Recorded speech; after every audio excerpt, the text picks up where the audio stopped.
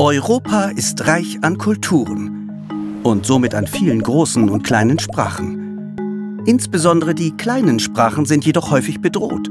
Zum Schutz und zur Förderung dieser Sprachen hat der Europarat 1992 die Europäische Charta der Regional- oder Minderheitensprachen beschlossen. Die Sprachencharta ist eine wichtige Grundlage, um die sprachkulturelle Vielfalt in Europa aufrechtzuerhalten und weiterzuentwickeln. Niederdeutsch gehört seit 1999 zu den 7 in Deutschland unter Schutz der Sprachencharta gestellten Regional- und Minderheitensprachen. Der Bundesrat für Niederdeutsch und das Niederdeutsch-Sekretariat vertreten die sprachpolitischen Interessen der Niederdeutschsprecherinnen und Sprecher im Sprachgebiet.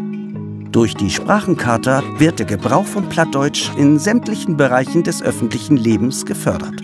So zum Beispiel in der Bildung, Artikel 8, in Justizbehörden und Verwaltung, Artikel 9 und 10, in den Medien, Artikel 11, in der Kultur, Artikel 12, im wirtschaftlichen und sozialen Leben, Artikel 13 und in der grenzüberschreitenden Zusammenarbeit, Artikel 14.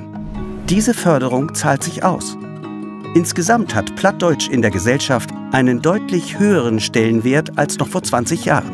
Die letzte Untersuchung zeigte allerdings auch, dass die Sprache in ihrer Existenz bedroht ist und dass die Mehrheit der Befragten auch weiterhin eine aktive und größere Förderung des Plattdeutschen als notwendig ansieht.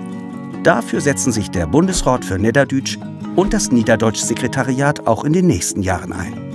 Weitere Informationen zur Sprachencharta und deren Umsetzung für die Regionalsprache Niederdeutsch gibt es unter www.niederdeutschsekretariat.de.